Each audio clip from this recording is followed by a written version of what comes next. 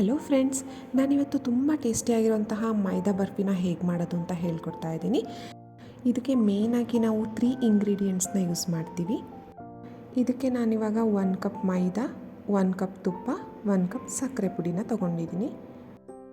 ನಾವು ಯಾವ ಮೆಷರ್ಮೆಂಟಲ್ಲಿ ಮೈದಾನ ತೊಗೊಂಡಿರ್ತೀವಿ ಅದೇ ಮೆಷರ್ಮೆಂಟಲ್ಲಿ ತುಪ್ಪ ಮತ್ತು ಸಕ್ಕರೆ ಪೌಡರ್ನ ತೊಗೋಬೇಕಾಗತ್ತೆ.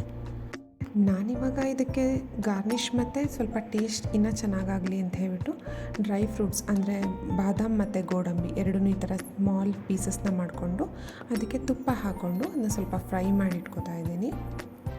ಸ್ವಲ್ಪ ಗೋಲ್ಡನ್ ಬ್ರೌನ್ ಥರ ಬಂದರೆ ಸಾಕು, ಚೆನ್ನಾಗಿ ಅನಿಸುತ್ತೆ. ಇವಾಗ ಡ್ರೈ ಫ್ರೂಟ್ಸ್ನೆಲ್ಲ ಫ್ರೈ ಮಾಡಿ ಇಟ್ಕೊಂಡು ನಾನು ಅದನ್ನು ಪಕ್ಕಕ್ಕೆ ಎತ್ತಿಟ್ಕೊತಾ ಇದ್ದೀನಿ. ಈ ಥರ ದಪ್ಪ ತಳ ಇರೋ ಪಾತ್ರೆಗೆ ಹಾಕೋದ್ರಿಂದ ಅಂಟಲ್ಲ ಮತ್ತು ಚೆನ್ನಾಗಿ ಬರುತ್ತೆ. ನಾನಿವಾಗ ತುಪ್ಪನ ಸ್ವಲ್ಪ ಬಿಸಿ ಮಾಡಿಕೊಂಡು ತುಪ್ಪಕ್ಕೆ ಈ ಥರ ಮೈದಾ ಹಾಕಿದಾಗ ಅದು ಸೌಂಡ್ ಬರೋ ಥರ ಬರಬೇಕು, ಆವಾಗ ತುಪ್ಪ ಚೆನ್ನಾಗಿ ಕಾದಿದೆ ಅಂತ. ಈಗ ಅದಕ್ಕೆ 1 ಕಪ್ ತುಪ್ಪದ ಜೊತೆಗೆ ನಾನು 1 ಕಪ್ ಮೈದಾನ ಹಾಕ್ಬಿಟ್ಟು ಈ ಥರ ಚೆನ್ನಾಗಿ ಗಂಟು ಇಲ್ಲದೇ ಇರೋ ಥರ ನಾನು ಇದು ಮಾಡ್ಕೊತಾ ಇದ್ದೀನಿ. ಇದು ತುಂಬ ನೀರು ಥರ ಏನಿರಲ್ಲ, ಸ್ವಲ್ಪ ಡ್ರೈ ಪೌಡರ್ ಥರನೇ ಆಗುತ್ತೆ. ಮೈದಾನ ಅದರಲ್ಲಿ ನಾವು ಚೆನ್ನಾಗಿ ಫ್ರೈ ಮಾಡ್ಕೋಬೇಕು. ಮೈದಾನ ತುಪ್ಪದಲ್ಲಿ ಫ್ರೈ ಮಾಡಿದಾಗ ಸ್ವಲ್ಪ ಗಮ್ ಅಂತ ಇರುತ್ತೆ, ಆ ಥರ ಸ್ಮೆಲ್ ಗೊತ್ತಾಗುತ್ತೆ ನಮಗೆ ಇದು ಫ್ರೈ ಆಗಿದೆ ಅಂತ. ಇದಿವಾಗ ಫ್ರೈ ಆಗಿದೆ. ಇದಕ್ಕೆ ನಾನಿವಾಗ ಸಕ್ಕರೆ ಹಾಕೋತಾ ಇದ್ದೀನಿ. 1 ಬೌಲ್ ಮೈದಾ ತೊಗೊಂಡಿರೋದ್ರಿಂದ ನಾನು 1 ಬೌಲ್ ಸಕ್ಕರೆ ತೊಗೋತಾ ಇದ್ದೀನಿ. ಸಕ್ಕರೆನ ನಾನು ಹಾಗೆ ಹಾಕ್ತಾಯಿಲ್ಲ, 1 ರೌಂಡ್ ಮಿಕ್ಸಿ ಆಡಿಸ್ಕೊಂಡು ಅದನ್ನು ಪೌಡರ್ ಮಾಡಿಟ್ಕೊಂಡು ಹಾಕ್ತಾಯಿದ್ದೀನಿ. ಸ್ವಲ್ಪ ಸ್ವೀಟ್ ಕಮ್ಮಿ ತಿನ್ನೋರಾದರೆ 1/4 ಕಪ್ಪಷ್ಟು ಸಕ್ಕರೆ ಪೌಡರ್ನ ಹಾಕ್ಕೊಂಡ್ರೆ ಸಾಕಾಗುತ್ತೆ.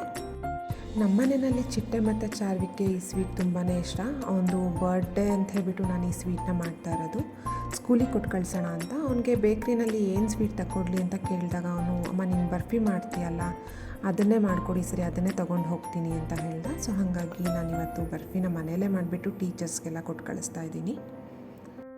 ತುಂಬಾ ಡ್ರೈ ಅನಿಸಿದ್ರೆ ನಾವು ಇನ್ನೂ ಸ್ವಲ್ಪ ತುಪ್ಪನ ಲಾಸ್ಟ್ಗೆ ಈ ಥರ ಮಿಕ್ಸ್ ಮಾಡ್ಬೋದು.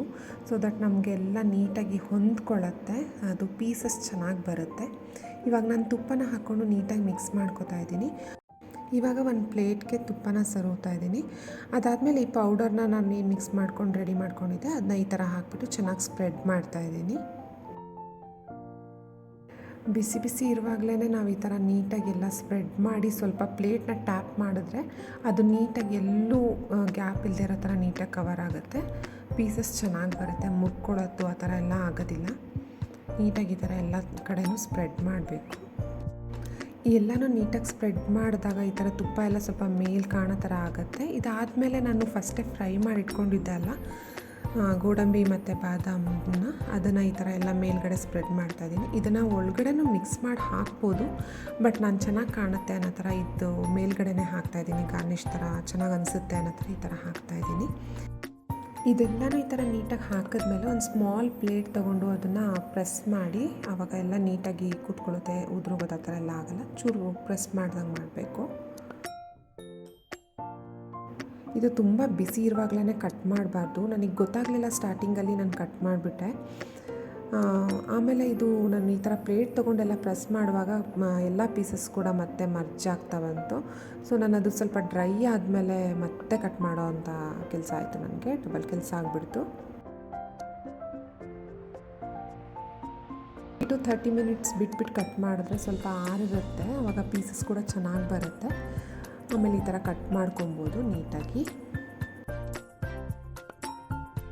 ಲೈನ್ಸ್ ಬರಲ್ಲ ಅಂತ ಈ ಥರ ಇಟ್ಕೊಂಡು ಕಟ್ ಮಾಡ್ತಾ ಇದ್ದಾರೆ ಅಮ್ಮ.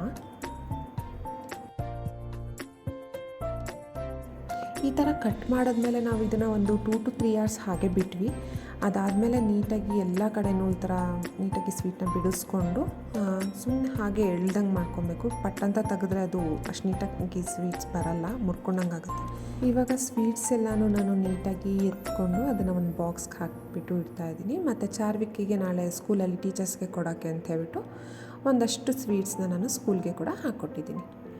ಇನ್ನು ಸೈಡ್ಗಳಲ್ಲಿ ಪೀಸ್ಗಳು ಕೆಲವೊಂದು ಮುರಿದೋಗಿರುತ್ತಲ್ವ, ಅದನ್ನೆಲ್ಲ ನಾವು ಮತ್ತೆ ಕೂಡ ಇದೇ ಪ್ರೊಸೀಜರ್ ಯೂಸ್ ಮಾಡಿ ಅದನ್ನು ಮತ್ತೆ ಪೀಸಸ್ ಆಗಿ ಕನ್ವರ್ಟ್ ಮಾಡ್ಬೋದು. ಹೇಗೆ ಅನ್ನಿಸ್ತು ಮನೇಲಿ ಡೆಫಿನೆಟಾಗಿ ಟ್ರೈ ಮಾಡಿ, ನಿಮಗೆ ತುಂಬಾ ಇಷ್ಟ ಆಗುತ್ತೆ. Thank you.